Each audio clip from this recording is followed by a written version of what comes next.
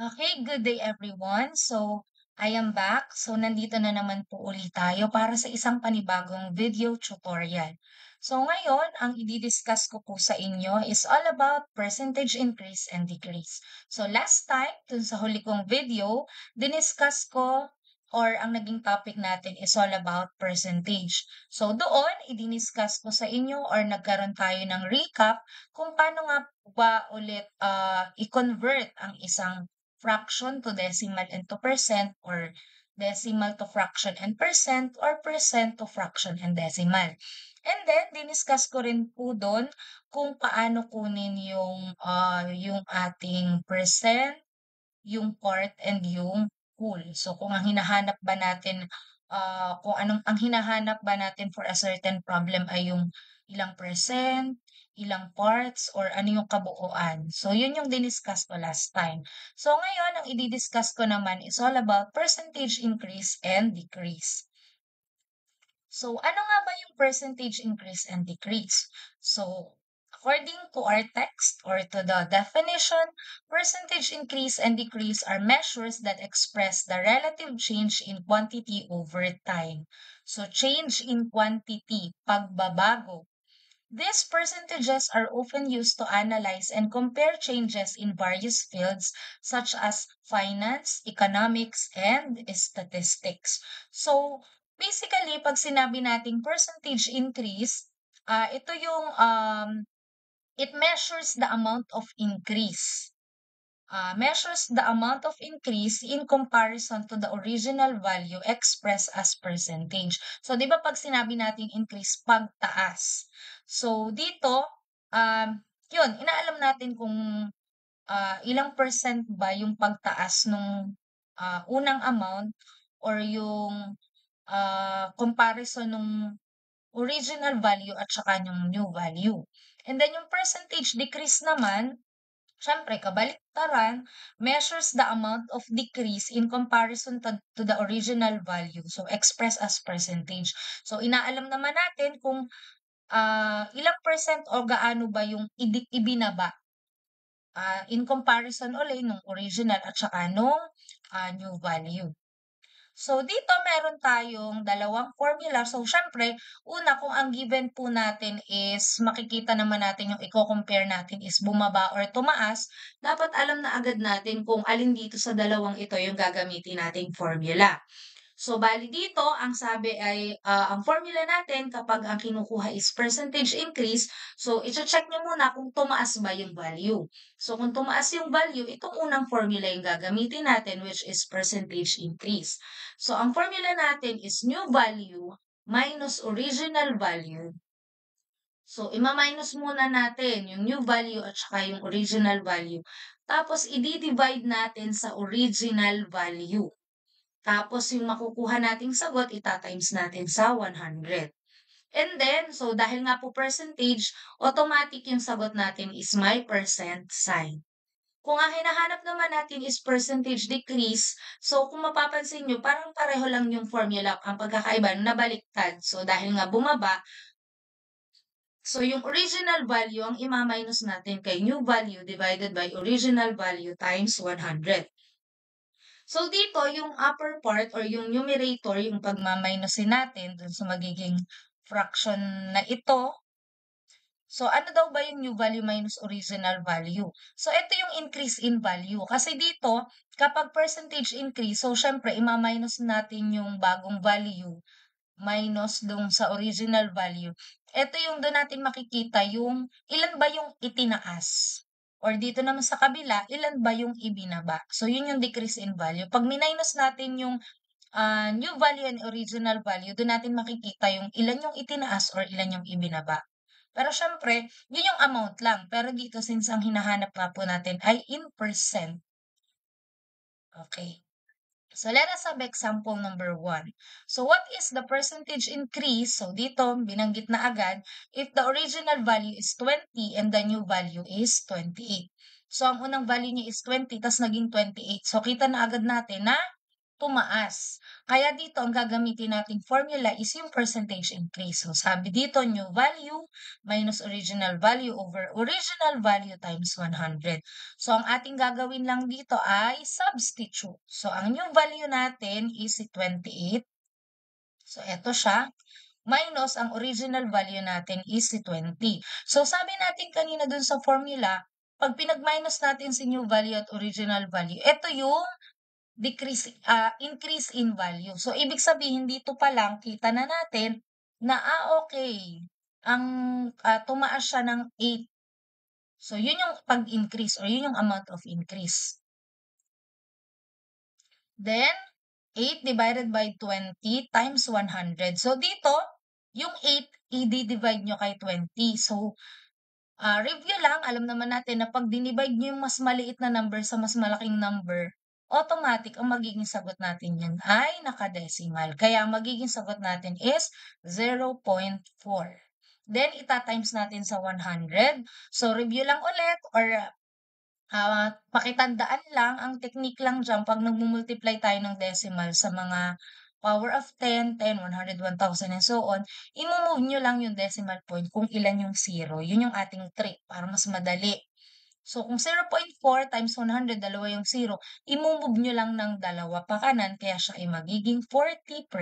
Meaning, ang itinaas or ang percentage increase nung 20 na naging 28 is 40%.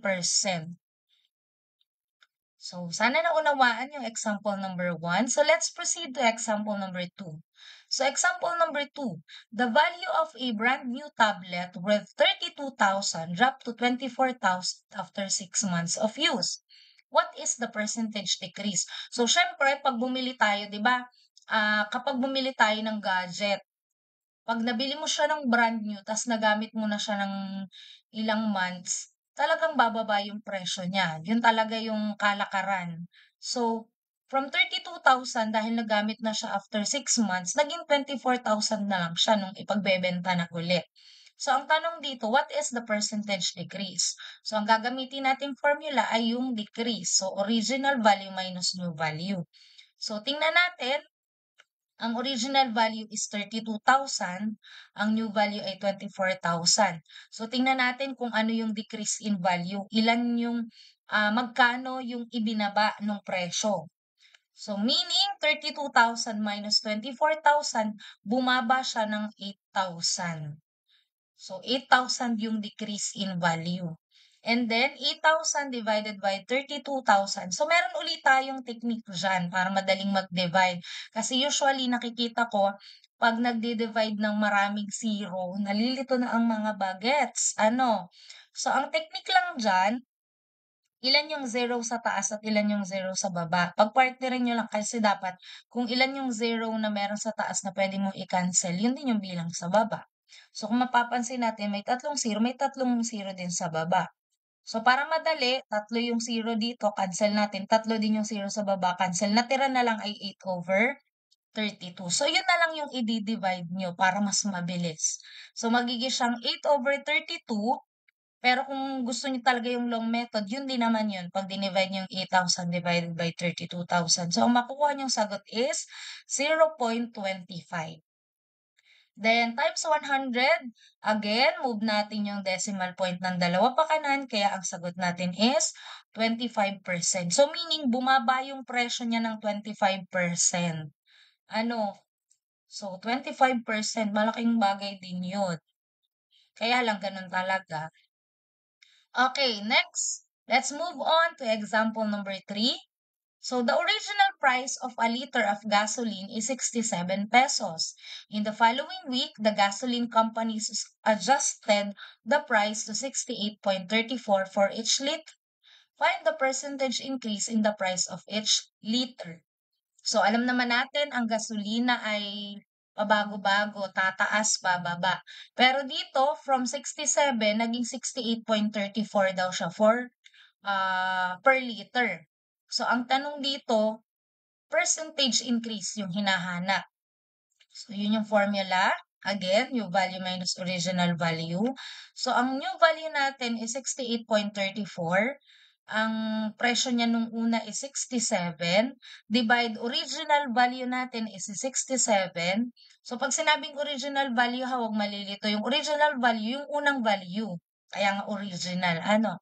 And then, ilan kaya yung increase in value? So, ima-minus natin si 68.34 minus 67. So, we have 1.34 divided by 67. So, ang magiging sagot natin is 0.02. Ayan. So, dito, paalala lang ulit. So, si 1.34, i-divide natin by 67. So, wag lang malilito. Hindi ko na ipapakita dito. So, pag nag-divide tayo ng may decimal, dito, di ba, 1.34. So, kapag dinivide mo siya, yung long division method, so ilalagay nyo lang yung decimal point katapat nitong, dito pa rin ang tapat. Tapos, basta magdi-divide lang kayo para at least, wag hindi kayo malilito dun sa placing ng decimal, kaya siya naging 0.02. Then times 100, move ulit tayo ng dalawa pa kanan, kaya siya ay naging 2%.